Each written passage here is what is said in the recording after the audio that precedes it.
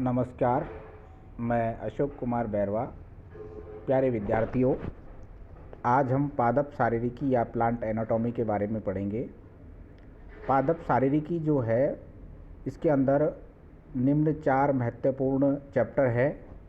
पहला है पादप ऊतक या प्लांट टिश्यू, दूसरा पादप ऊतक तंत्र प्लांट टिश्यू सिस्टम, थर्ड है आंतरिक संरचना जिसमें हम जड़, तना और पत्ती तीनों की आंतरिक संरचनाओं का अध्ययन करते हैं, और फोर्थ नंबर का जो चैप्टर आता है वो है द्वितीयक वृद्धि या सेकेंडरी ग्रोथ। द्वितीयक वृद्धि में भी एक सामान्य द्वितीयक वृद्धि, नॉर्मल सेकेंडरी ग्रोथ, और एक असामान्य द्वितीयक वृद्धि या एबनॉर्मल सेकेंडरी ग्रोथ, इसके बारे में हम अध्ययन करेंगे। तो सबसे पहले हम पादप ऊतक है ये शुरुआत कर रहे हैं। चलिए तो देखते हैं शुरू से। सबसे पहली है कि जो पादप शारीरिकी है वो किसे कहा जाता है, पादप शारीरिकी में किस चीज़ का अध्ययन किया जाता है। तो पादप शारीरिकी जो है वनस्पति विज्ञान की वह शाखा है जिसमें पादपों की आंतरिक संरचनाओं का अध्ययन किया जाता है। क्या है, जो प्लांट एनाटॉमी है ये वनस्पति शास्त्र की वह शाखा है जिसमें पौधे जो है उनकी आंतरिक संरचनाएं या इंटरनल जो स्ट्रक्चर है उनका अध्ययन किया जाता है। इसे इंटरनल मॉर्फोलॉजी भी कहा जाता है। देखो, मॉर्फोलॉजी की अगर हम बात करें, आकारिकी की हम अगर बात करें, तो आकारिकी जो है उसको 2 तरीके से हम बात बांट सकते हैं। देखिए, इसमें एक तो एक्सटर्नल मॉर्फोलॉजी, बाहरी संरचनाओं का अध्ययन किया जाता है एक्सटर्नल मॉर्फोलॉजी में, और दूसरा आंतरिक संरचनाओं का जो अध्ययन किया जाता है वो इंटरनल मॉर्फोलॉजी के अंदर किया जाता है, जिसको हम प्लांट एनाटॉमी भी कहते हैं। प्लांट एनाटॉमी का जो फादर कहा जाता है, पिता कहा जाता है, एन ग्रू को कहा जाता है, और भारत में प्लांट एनाटॉमी का जो पितामह कहा जाता है वो के.ए. चौधरी को कहा जाता है। किसको कहा जाता है? के.ए. चौधरी। इनको भारत में पादप आकारिकी जो है या पादप शारीरिकी जो है उसका जनक कहा जाता है। अब हम पौधे की जो आंतरिक संरचनाओं का अध्ययन करते हैं तो उसके लिए ज़रूरी होता है कि उसकी सेक्शन कटिंग की जाती है या उसका सेक्शन काटा जाता है, और सेक्शन काट करके हम उसकी आंतरिक जो ऊतक हैं उनके बारे में अध्ययन करते हैं। और ऊतकों को अध्ययन करने के लिए हमको सेक्शन को स्टेन करना पड़ता है। अगर हम मोटे रूप से देखें तो पादप जो वर्ग है उसमें शैवाल यानी एल्गी, कवक यानी फंजाई, ब्रायोफाइटा, टेरिडोफाइटा, जिम्नोस्पर्म और एंजियोस्पर्म, ये मोटे से पादप समूहों का एक वर्गीकरण है। अब एल्गी अगर है तो उसको सेक्शन को हमको किससे स्टेन करना पड़ेगा कि ताकि उसकी आंतरिक संरचनाएं हमसे दिखाई दें। तो इसके लिए एल्गी को स्टेन के लिए सेफ्रेनिन का उपयोग किया जाता है। फंजाई को स्टेन करने के लिए कॉटन ब्लू का उपयोग किया जाता है।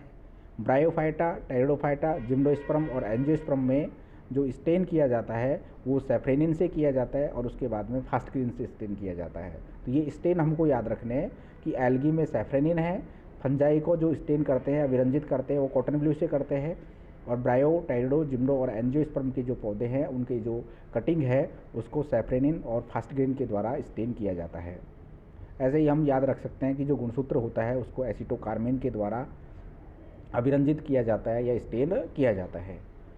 अब हम पहला चैप्टर पर आते हैं कि पादप ऊतक या प्लांट टिश्यू क्या है, पादप ऊतक किसे कहते हैं।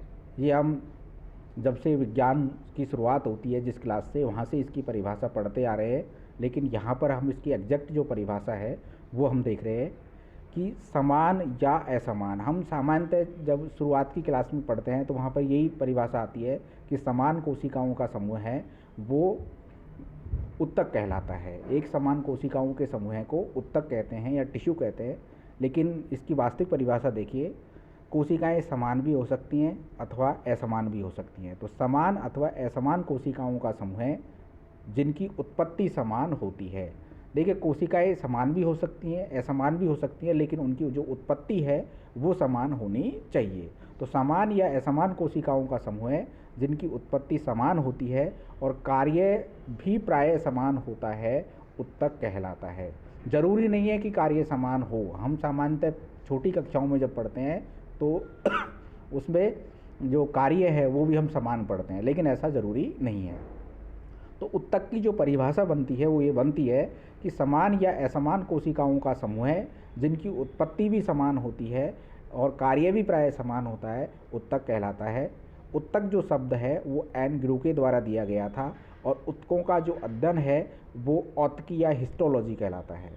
आंतरिक संरचनाओं का अध्ययन एनाटॉमी है, तो टिश्यू जो है उसका जो अध्ययन है वो औत्की या हिस्टोलॉजी कहा जाता है और फादर ऑफ हिस्टोलॉजी एन ग्रू को कहा जाता है। कार्ल नेगेली ने पादप उत्तकों को दो समूहों के अंदर बांटा।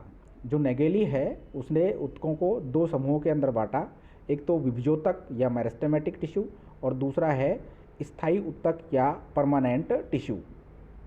विभजोतक जो होता है अविभेदित कोशिकाओं का समूह होता है। क्या होता है? विभजोतक जो है वो अविभेदित उत्तक है, अविभेदित कोशिकाओं का समूह होता है, और स्थायी उत्तक या जो परमानेंट टिश्यू है ये पूर्णतः विभेदित कोशिकाओं का समूह होता है। इनकी कोशिकाओं के अंदर विभाजन की क्षमता है वो नहीं पाई जाती है, जबकि विभजोतक की जो कोशिकाएं हैं उनमें विभाजन की क्षमता है वो पाई जाती है।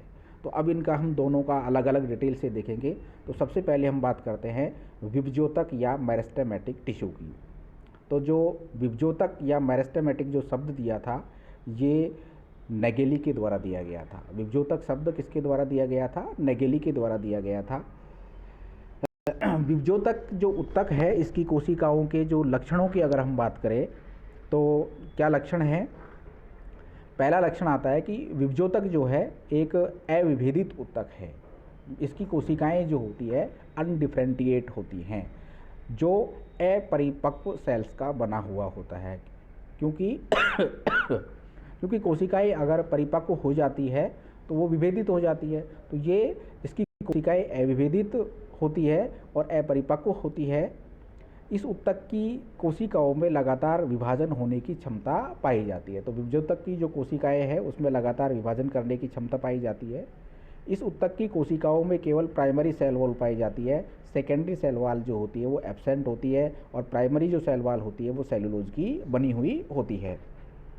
इसकी कोशिकाएं जो होती हैं वो छोटी होती है, समव्यासी होती हैं। कैसी होती है? छोटी होती है और समव्यासी होती है। साइटोप्लाज्म में रिक्तिकाएं यानी वैक्यूल्स एब्सेंट होती हैं, अगर पाई भी जाती हैं तो बहुत छोटी पाई जाती है, जिनमें जो प्लास्टिड जो होते हैं वो एब्सेंट होते हैं कोशिकाओं के अंदर। केंद्रक जो होता है बड़ा होता है और स्पष्ट होता है। विभजोतक उत्तक में अंतर कोशिकीय अवकाश जो होते हैं, इंटरसेलुलर स्पेस जो होते हैं वो एब्सेंट होते हैं, क्योंकि सेल्स आपस में सटी हुई होती हैं। अतः ये एक कैसा है? सघन उत्तक होता है। यह उत्तक मेटाबॉलिक रूप से अत्यधिक सक्रिय होता है, इसलिए इसकी कोशिकाओं में रिजर्व फूड मटेरियल जो होता है, संचित भोजन है, उसका अभाव पाया जाता है। तो विभजोतक की कोशिकाओं में संचित भोजन का अभाव पाया जाता है। क्यों अभाव पाया जाता है? क्योंकि इनके अंदर इसकी जो कोशिकाएं हैं वो मेटाबॉलिक रूप से अधिक सक्रिय होती है, उनमें लगातार विभाजन करने की क्षमता पाई जाती है। और यह उत्तक पौधों के वर्दी भाग उनके अंदर पाया जाता है। कहाँ पाया जाता है? पौधे के जो वर्दी भाग है उनके अंदर ये उत्तक है वो पाया जाता है।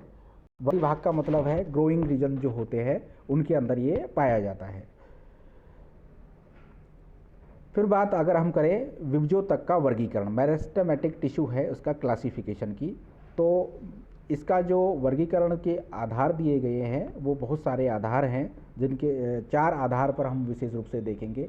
तो सबसे पहले अगर हम बात करें तो उत्पत्ति एवं विकास के आधार पर, on the basis of origin and development, उत्पत्ति और विकास के आधार पर जो विभजोतक होता है वो 3 प्रकार का होता है, जिसमें सबसे पहला आता है प्राक विभजोतक या प्रोमेरिस्टम। यह भ्रूणीय अवस्था में सर्वप्रथम विकसित होने वाला विभजोतक है। क्या है? प्राक विभजोतक जो होता है भ्रूणीय अवस्था में सर्वप्रथम विकसित होने वाला विभजोतक होता है। इसके द्वारा प्राथमिक विभजोतक का निर्माण होता है।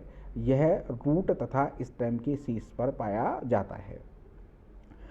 तो उत्पत्ति और विकास के आधार पर पहला विभजोतक हो गया प्राक विभजोतक। दूसरा विभजोतक है प्राथमिक विभजोतक या प्राइमरी मेरिस्टम। तो प्राथमिक जो विभजोतक है यह प्रोमेरिस्टम की कोशिकाओं के विभाजन के द्वारा बनता है। इसकी कोशिकाएं सदैव विभाजनशील रहती है और प्राथमिक स्थायी उत्तकों का निर्माण करती हैं। और प्राथमिक जो विभजोतक है, इसकी जो जो पाया जाता है वो इसकी क्रियाशीलता से प्राइमरी ग्रोथ है वो संपन्न होती है, प्राथमिक वृद्धि जो है वो संपन्न होती है।